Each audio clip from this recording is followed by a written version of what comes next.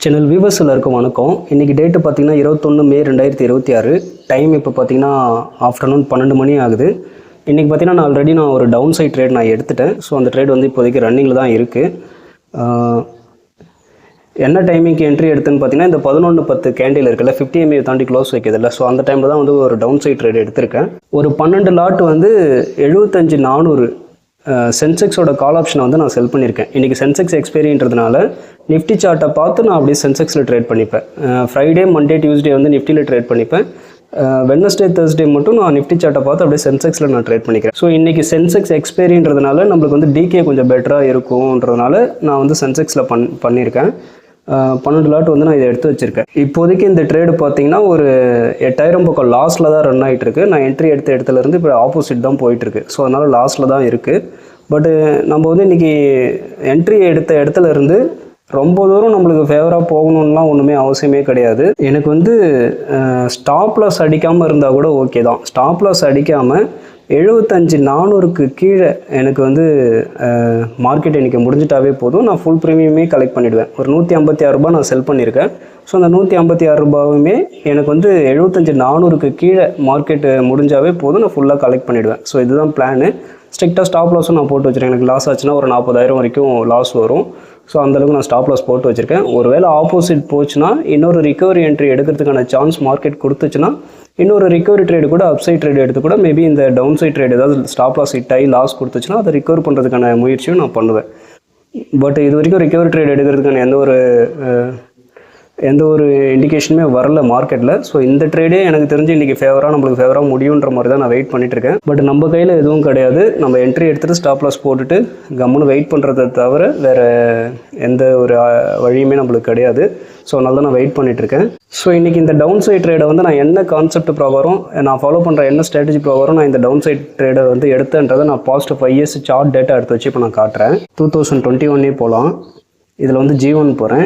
இன்றைக்கி வந்து ஸ்ட்ராட்டஜியோட பேர் என்னென்னு பார்த்தீங்கன்னா G1 டவுன் சைடில் டைப் 1 அப்படின்ற ஒரு ஸ்ட்ராட்டஜி ப்ரகாரம் தான் இன்றைக்கி வந்து என்ட்ரி வந்திருக்கு. ஸோ ஒரு வருஷத்தில் அதிகப்படியான ட்ரேட்ஸை கொடுக்கக்கூடிய ஸ்ட்ராட்டஜியே வந்து இந்த G1 டவுன் சைட் டைப் 1 தான். ஸோ இதன்படி தான் ஒரு வருஷத்தில் அதிகப்படியான ட்ரேடே நம்மளுக்கு கிடைக்கும்.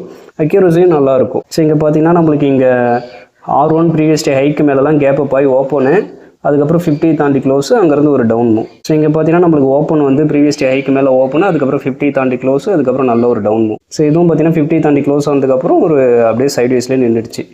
ஸோ இதுவும் 50 தாண்டி க்ளோஸ் கொடுத்ததுக்கப்புறம் அப்படியே சைட்வேஸ்லேயே நின்றுடுச்சு. இது 50 தாண்டி க்ளோஸ் கொடுத்ததுக்கப்புறம் நல்ல ஒரு டவுன் மூவ். ஸோ இதுவும் பார்த்தீங்கன்னா 50 தாண்டி க்ளோஸ் கொடுத்ததுக்கப்புறம் டவுன் மூவ். ஸோ இதே மாதிரி தான் நிறைய சார்ட்ஸ் இருக்கும். எல்லாமே பார்த்தீங்கன்னா இன்றைக்கி வந்து இந்த ஸ்ட்ராட்டஜி ப்ரோக்ராம் தான் வந்திருக்கும். இன்னும் வேறு ஏதாவது ரேண்டமாக ஒரு இயரை கூட நான் எடுத்து வச்சு காட்டுறேன். 2023 கூட போகலாம். இதில் போய்ட்டு G1 போகிறேன். இன்றைக்கி வந்து ஸ்ட்ராட்டஜி வந்து G1 டவுன் சைடில் டைப் 1. ஸோ இதில் வந்து ப்ராஃபிட்டபிள் டேஸே இப்போதைக்கு போவோம். இப்போ இதில் பார்த்தீங்கன்னா ஒரு 17 நாள் வந்து ப்ராஃபிட்டபிள் டேஸ் வந்திருக்கு 2023 இந்த ஒரு ஸ்ட்ராட்டஜி ப்ரோக்ராம் மட்டும். ஸோ இங்கே பார்த்தீங்கன்னா 50 தாண்டி க்ளோஸு, அங்கேருந்து ஒரு டவுன் மூவ். இங்கே 50 தாண்டி க்ளோஸு, அங்கேருந்து ஒரு டவுன் மூவ். இங்கே 50 தாண்டி க்ளோஸு அப்படியே சைட்வேஸ் தான். 50 தாண்டி க்ளோஸு அப்படியே சைட்வேஸ்லேயே இருந்துட்டு அதுக்கப்புறம் எண்ட் ஆஃப் த டேல தான் கொஞ்சம் அப்சைடு போயிருக்கு. ஸோ இங்கே பார்த்தீங்கன்னா 50 தாண்டி க்ளோஸு அப்படியே சைட்வேஸு, அதுக்கப்புறம் ஒரு டவுன் மூவ். ஸோ இது 50 தாண்டி க்ளோஸு அப்படியே ஒரு டவுன் மூவ். ஸோ இதை பேஸ் பண்ணி தான் இன்றைக்கி வந்து நான் இந்த 50 தாண்டி க்ளோஸ் வச்சதுக்கப்புறம் இந்த டவுன் சைட் ட்ரேட் எடுத்து வச்சுட்டு நான் வெயிட் பண்ணிட்டேன். இங்கே மார்க்கெட்டில் வந்து எதுவுமே புதுசாக நடக்கிறது கிடையாது. நடந்த விஷயங்கள் தான் திரும்ப இங்கே நடந்துகிட்ருக்கும். ஓகேங்களா? அந்த பேட்டர்ன்ஸ்லாம் ஐடென்டிஃபை பண்ண தெரிஞ்சுக்கிட்டு நம்ம டிசிப்ளினாக வெயிட் பண்ணி அந்த என்ட்ரி ஓடி ட்ரேட் வந்தால் மட்டும் நம்ம எடுத்துகிட்டு கரெக்டான risk management position sizing follow பண்ணோன்னா கண்டிப்பாக ப்ராஃபிட் பண்ணலாம். அதில் எந்த ஒரு டவுட்டும் கிடையாது. ஸோ நம்ம வெயிட் பண்ணி பார்ப்போம். இப்போதைக்கு இந்த ட்ரேட் வந்து ஒரு 8,000 ரூபாய் லாஸில் தான் ரன் ஆகிட்டுருக்கு. வெயிட் பண்ணி பார்ப்போம். இந்த ட்ரேடை முடிச்சுட்டு அதுக்கப்புறம் இதோட ரிசல்ட் என்னன்றதை வந்து நான் அப்டேட் பண்ணுறேன். இப்போ டைம் பார்த்தீங்கன்னா கிட்டத்தட்ட 4 மணி ஆக போகுது. நான் இந்த ட்ரேடை வந்து நான் க்ளோஸ் பண்ணிட்டேன். நான் காலையிலே சொல்லியிருந்தேன் ஒரே ஒரு டவுன் சைட் ட்ரேட் தான் நான் எடுத்திருந்தேன்ட்டு. ஸோ அதே மாதிரியே எனக்கு அந்த டவுன் சைட் ட்ரேட் வந்து நம்மளுக்கு இன்றைக்கி ப்ராஃபிட்டபிளாக தான் முடிஞ்சுது. இன்றைக்கி இந்த ட்ரேடில் பார்த்தீங்கன்னா நம்ம என்ன ப்ராஃபிட் பண்ணியிருக்கேன்னா ஒரு 30,451 ரூபா வந்து ப்ராஃபிட்டில் தான் நான் முடிச்சிருக்கேன். ஒரே ஒரு ட்ரேட் தான் இன்றைக்கி.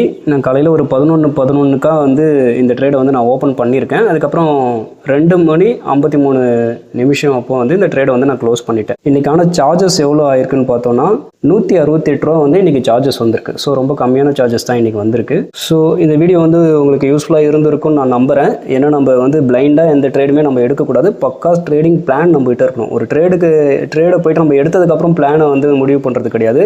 நம்ம மார்க்கெட்டுக்குள்ளே போகிறதுக்கு முன்னாடியே ப்ராப்பர் ட்ரேடிங் பிளானோடு தான் நம்ம போகணும். ஓகேங்களா? ட்ரேடிங் பிளான் மட்டும் நம்மளுக்கு சக்ஸஸ்ஃபுல் ட்ரேடராக வர்றதுக்கு ஹெல்ப் பண்ணாது.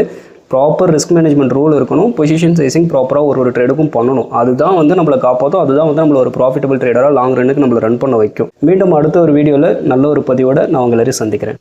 தேங்க்யூ.